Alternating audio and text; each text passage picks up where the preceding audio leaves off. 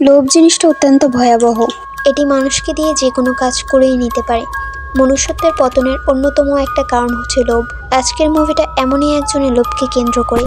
এটা অ্যানিমেটেড একটা short film হলেও মুভিটাতে আমাদের বর্তমান সমাজের এক করুণ অবস্থাকে তুলে ধরা হয়েছে। যেহেতু মুভিটি অ্যানিমেটেড, তাই হয়তো ভিডিও কোয়ালিটি আপনাদের কাছে ভালো লাগবে না, তবে আমি চেষ্টা করব আমার সবটুকু দিয়ে মুভিটাকে ভালোভাবে আপনাদের সামনে তুলে ধরার। মুভির শুরুতে আমরা এক বিশাল সৈন্যবাহিনীকে দেখি, যারা জঙ্গলের মাঝখান দিয়ে যাচ্ছিল। তাদের কাজ দলগতভাবে যে কোনো জায়গায় লুটপাট চালানো এবং লুটপাট শেষে আবার নিজের দেশে ফিরে আসা। এদের সবার লিডার ছিল জিবারু। তারা সবাই অনেক ক্লান্ত ছিল, এজন্য তারা সিদ্ধান্ত নেয় তারা কিছুক্ষণ জঙ্গলের মাঝখানে বিশ্রাম নেবে, তারপর আবার তারা তাদের গন্তব্যের দিকে ধাবিত হবে। এজন্য জিবারু তার ঘোড়াটাকে একটা গাছের সাথে বেঁধে দেয়। এরপর সে ঝিলের কাছে যায় পানি খেতে। যখন সে ঝিল থেকে মুখ ধুতে যায়, তখন সে পানির নিচ থেকে এক টুকরো সোনা পায়। এতে জিবারু কিছুটা খুশি হয়, কারণ তাদের সময়ে টাকা পয়সার তেমন কোনো দাম ছিল না। সোনা, হীরা, মানিক এগুলোই ছিল তখনকার মূল্যবান বস্তু। জিবারুর মনে হতে থাকে হয়তোবা কেউ তাকে দেখছে, কিন্তু সে যখন পেছনে তাকায় তখন দেখতে পায় সেখানে কেউই নেই। আমরা দেখতে পাই পানির নিচ থেকে সত্যিই জিবারুকে কেউ দেখছে। জিবারু কিছুটা ভয় পেয়ে আবার জঙ্গলের দিকে ফিরে যায়। তখন পানির নিচ থেকে একটা মেয়ে উঠে আসে। মেয়েটির নাম সাইরেন। উঠেই সে অদ্ভুত এক ভঙ্গিতে নাচতে থাকে। নাচার এক পর্যায়ে সে অদ্ভুতভাবে একটা চিৎকার করে, যার ফলে সেখানে উপস্থিত সকল সৈন্যদের কানে যন্ত্রণা শুরু হয়। এই আওয়াজটি ম্যাজিক্যাল একটা আওয়াজ ছিল, যার ফলে সমস্ত সৈন্যরা তার প্রতি আকৃষ্ট হয়, তার কাছে যেতে চায়। তারা সবাই যখন সাইরেনের কাছে যাওয়ার চেষ্টা করছিল, একে অন্যের তলোয়ারের সাথে আঘাত পেয়ে তারা সেখানেই মারা যায়। এভাবে প্রায় অধিকাংশ সৈন্যরা শেষ হয়ে যায়, আর যারা বেঁচে ছিল তারা পানিতে ডুবে মারা যায়। এবারেও সে সমস্ত সৈন্যকে মেরে ফেলেছে, কিন্তু সকলের মাঝে একটা সৈন্য ছিল যে এখনো জীবিত ছিল। সে ছিল জিবারু। আসলে জিবারু কানে শুনতে পায় না, এজন্য সাইরেনের চিৎকার তার কানে যায়নি। তাকে দেখে সাইরেন আরো জোরে চিৎকার করতে থাকে, কিন্তু তার চিৎকারে কোনো প্রভাবই জিবারুর ওপর পড়ে না। এতে সাইরেন অনেকটা অবাক হয়ে যায়, কারণ তার এই আওয়াজ থেকে আজ পর্যন্ত কেউ বেঁচে ফিরতে পারেনি। সেভাবে হয়তোবা জিবারু স্পেশাল কেউ। এজন্য সাইরেন আবারও পানির নিচে চলে যায়। পানি থেকে মাথা তুলে সাইরেন জিবারুকে দেখতে থাকে। জিবারু এই সব কিছুতে অনেকটা ভয় পেয়ে গিয়েছিল, তাই সে তার ঘোড়াটি নিয়ে সেখান থেকে পালাতে থাকে। তাড়াহুড়ো করতে গিয়ে একটা গাছের সাথে ধাক্কা লেগে জিবারু জ্ঞান হারিয়ে ফেলে। যখন তার জ্ঞান ফেরে তখন সে দেখতে পায় তার ঘোড়াটি তার কাছে নেই। এই জন্য সে পায়ে হেঁটেই পথ পাড়িয়ে দিতে থাকে। কিছুক্ষণ পর জিবারু ক্লান্ত হয়ে যায়। তখন সে নদীর পাড়ে যায় বিশ্রাম নিতে নিতে এক পর্যায়ে সে ঘুমিয়ে পড়ে। রাতে সাইরেন জিবারুর কাছে চলে আসে। জিবারুর আশেপাশে সে আবারও সে অদ্ভুত নাচটি নাচতে থাকে, তাকে স্পর্শ করতে থাকে। এক পর্যায়ে সাইরেন জিবারুকে জড়িয়ে ধরে ঘুমিয়ে পড়ে।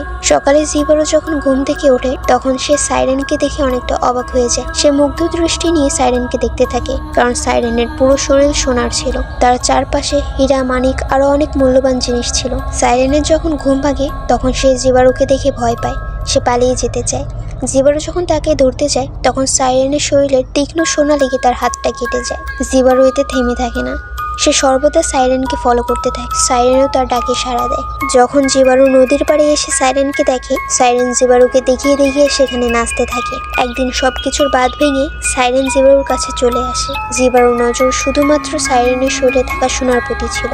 জিবারুর নজর শুধুমাত্র সাইরেনের বডিতে থাকা সোনার প্রতি ছিল, আর সাইরেনের নজর শুধুমাত্র জিবারুর প্রতি ছিল। সাইরেন মনে করে জিবারুর ভেতরে স্পেশাল কোনো পাওয়ার আছে। এখানে তারা দুজন আশিকি 2 এর সিন শুট করছিল। রোম্যান্সের এক পর্যায়ে জিবারু বুঝতে পারে সাইরেন আর তার সম্পর্ক একেবারেই উচিত, কিন্তু জিবারু তো তাকে সত্যিকারে ভালোবাসে না।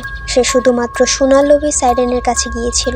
এজন্য জিবারু কন্টিনিউয়াসলি সাইরেনকে সঙ্গ দিচ্ছিল। রোম্যান্সের এক পর্যায়ে জিবারু তার মাথা দিয়ে মেরে সাইরেনকে অজ্ঞান করে দেয়। সাইরেন অজ্ঞান হওয়ার পর জিবারু তার শরীর থেকে সমস্ত সোনা খুলে নেয়, এমনকি তার স্কিন যেটা সোনা দিয়ে বানানো ছিল, জিবারু সেটাকেও ছিঁড়ে ফেলে। তারপর সাইরেনের বডিটাকে জিবারু নদীতে ভাসিয়ে দেয়। এরপর জিবারু সাইরেনের সমস্ত সোনা নিয়ে সেখান থেকে পালিয়ে যায়। ক্লান্ত শরীর নিয়ে এত ভারী সোনাগুলো বহন করা জিবারুর পক্ষে অনেক কষ্টসাধ্য ছিল, কিন্তু জিবারুর ভেতরকার লোভ তাকে থামতে দিচ্ছিল না। এদিকে সাইরেনের বডিটা ভাসতে ভাসতে সেই লেকের কাছে পৌঁছে যায়, যেখানে সে সমস্ত সৈন্যকে মেরে ফেলেছিল। সাইরেনের শরীর থেকে বেরোনো রক্ত পুরো নদীতে ছড়িয়ে পড়ে। জিবারু যখন হাঁটতে হাঁটতে ক্লান্ত হয়ে যায়, তখন সে একটা নদীর পাড়ে আসে পানি খেতে। না জেনে সে সাইরেনের শরীরের রক্ত মেশা সেই পানিটা খেয়ে ফেলে। পানিটা খাওয়ার সাথে সাথেই সে বেহুশ হয়ে পড়ে। তার যখন জ্ঞান ফেরে, তখন সে উপলব্ধি করতে পারে সে কানে শুনতে পারছে। এতে জিবারু পাগল প্রায় হয়ে যায়। কারণ জন্মের পর এই প্রথম সে কানে শুনতে পাচ্ছে। জিবারু পাগলের মতো আচরণ করছিল, কিন্তু কিছুক্ষণ পর সে নিজেকে কন্ট্রোল করে নেয়। সে আবারও সোনাগুলো নিয়ে পালানোর পরিকল্পনা করতে থাকে। এদিকে আমরা দেখি সাইরেন পানির উপরে উঠে এসেছে। এরপর সে যখন তার শরীরের দিকে তাকায় তার খুবই খারাপ লাগে, কারণ তার শরীরের উপরে কোনো সোনার আবরণ ছিল না। তার শরীরের উপরে থাকা সোনার আস্তরণগুলোই তার সৌন্দর্যকে বৃদ্ধি করত। তার এটা ভেবেও খারাপ লাগছিল যে জিবারুকে সে বিশ্বাস করেছিল সেই জিবারুই তাকে ধোঁকা দিয়েছে। সে মনে করেছিল জিবারু হয়তো তাকে পছন্দ করে, কিন্তু জিবারু চরমভাবে জানিয়ে দিল যে সে শুধুমাত্র তার শরীরে থাকা সোনাগুলোকে পছন্দ করে। রাগে দুঃখে সাইরেন প্রচন্ড জোরে চিৎকার করতে থাকে, যার ফলে এবার না চাইতেও সে সাইরেনের প্রতি আকৃষ্ট হয়। বিষয়টা যখন সাইরেন খেয়াল করে সে আরো জোরে চিৎকার করতে থাকে, আর জিবারু তার ডাকে সাড়া দিয়ে নাচতে নাচতে সেখানে চলে আসে। জিবারু যখন সাইরেনের একেবারে কাছে চলে যায় সেও অন্যদের মতো পানিতে ডুবে মারা যায়। সে যখন পানির নিচে যাচ্ছিল তখন আমরা দেখতে পাই পানিতে আগে থেকে অনেক মানুষের মৃতদেহ পড়ে আছে, অর্থাৎ সাইরেন এর আগে অনেক মানুষ কিভাবে মেরেছে। এর সাথে সাথে মুভিটা এখানেই শেষ হয়ে যায়। মুভিটা আমাদের সমাজের কিছু মানুষের চরিত্রকে প্রতিনিধিত্ব করে। লোভে পাপ, আর পাপের পরিমাণ মৃত্যু। জিবারু অতীতে অনেকের ক্ষতি করেছে। সে বুঝেছিল সাইরেন তাকে ভালোবাসত, তা সত্ত্বেও সে সাইরেনের সাথে বিশ্বাসঘাতকতা করে। শুধুমাত্র সাইরেনের শরীরে দামি বস্তুগুলোর কারণে সে সাইরেনের সাথে কিছুদিন মিথ্যে পছন্দের নাটক করে।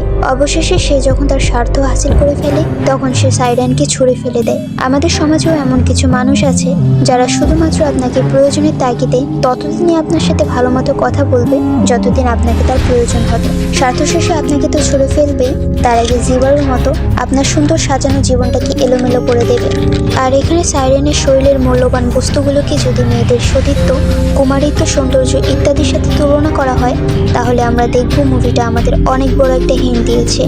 জিবারু জন্ম থেকেই বধির ছিল, এজন্য হয়তো তাকে অনেক কষ্ট করতে হয়েছিল, কিন্তু তার এই ত্রুটিটাই সাইরেন থেকে তাকে বাঁচিয়ে দিয়েছিল। অর্থাৎ সৃষ্টিকর্তা যদি আপনাকে অন্যদের তুলনায় ত্রুটিপূর্ণ বানায় তাহলে সৃষ্টিকর্তার উপর কখনো অভিযোগ রাখবেন না। একদিন হয়তো এমন দিন আসবে যে সাধারণ ত্রুটিহীন মানুষগুলো শেষ হয়ে যাবে, কিন্তু আপনি আপনার সেই কমতিটার কারণে বড় কোনো বিপদ থেকে বেঁচে থাকবেন। এবার সাইরেনের দিকে আসি। যখন একটা মেয়ের কাছে অর্থ এবং সৌন্দর্য দুটোই থাকে তখন সে ইতিহাসের সবার কাছে ভয়ানক হয়ে ওঠে। সাইরেন মুভিটাতে একটা কালো চরিত্র, তবুও আমি সাইরেনের পক্ষে, কেননা সাইরেন কিছু মুহূর্তের জন্য হলেও জিবারুকে ভালোবেসেছিল। একজনের ভালোবাসার মূল্য দুনিয়ার সব থেকে মূল্যবান জিনিস। জিবারু সেটা তো বোঝেইনি, উপরন্তু সাইরেনের জীবনটাকে নষ্ট করে দিয়েছে।